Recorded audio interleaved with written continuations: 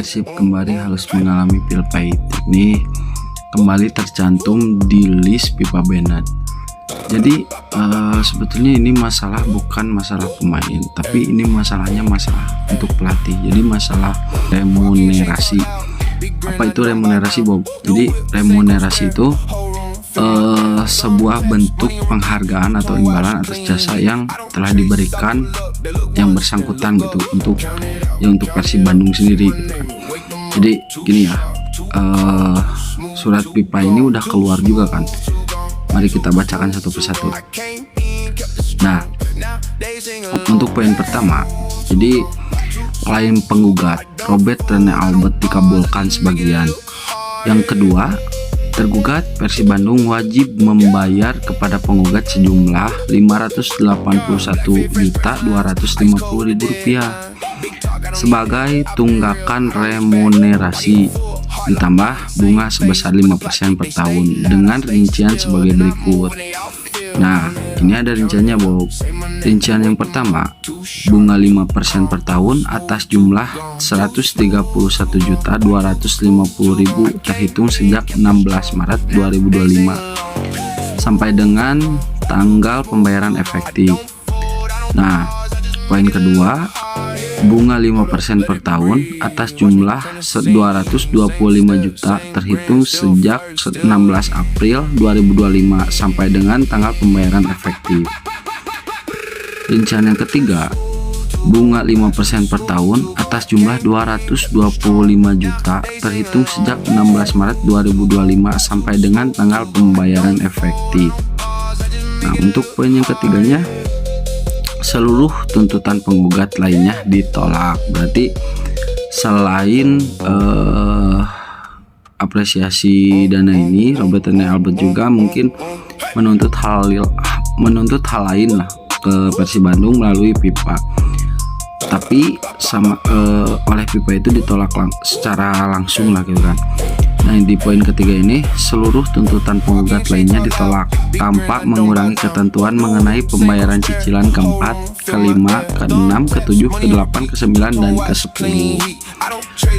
Sebagaimana telah disepakati oleh para pihak, karena cicilan-cicilan tersebut belum jatuh tempo pada saat klaim diajukan.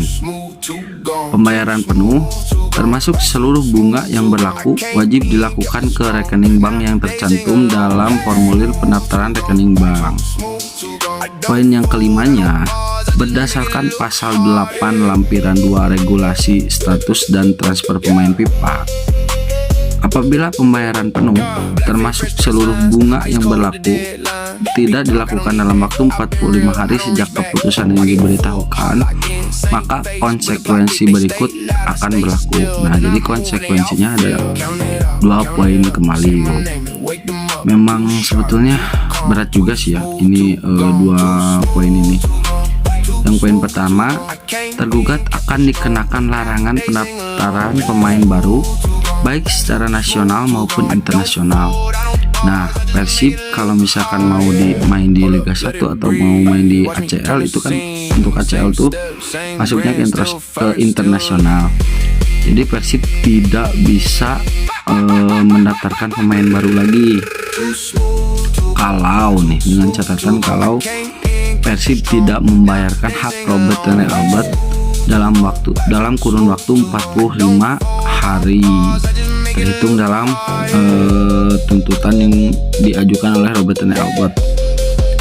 Sampai seluruh jumlah yang terutang telah dibayarkan, durasi maksimal larangan tersebut adalah 3 periode mendaftarkan pemain secara penuh dan berturut-turut. Yang kedua, apabila sampai berakhirnya 3 periode pendaftaran pemain secara penuh dan berturut-turut tersebut pembayaran penuh masih belum dilakukan, perkara ini akan diajukan kepada Komite Disiplin FIFA atas permintaan sang penggugat.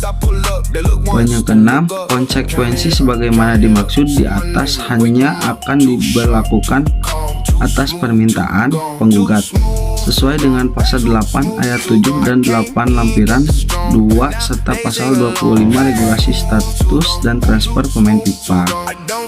Ya, jadi seperti itu Bob lah kalau kesah Persib Bandung, yang mudah-mudahan bisa diselesaikan secara cepat oleh jajaran manajemen Persibandung. Black fit, fresh press lines, ice cold with the deadline. Big talk, I don't need that. I've been real, I don't reach back. Pocket full, heart locked in, same face, but the plot thick, they stay.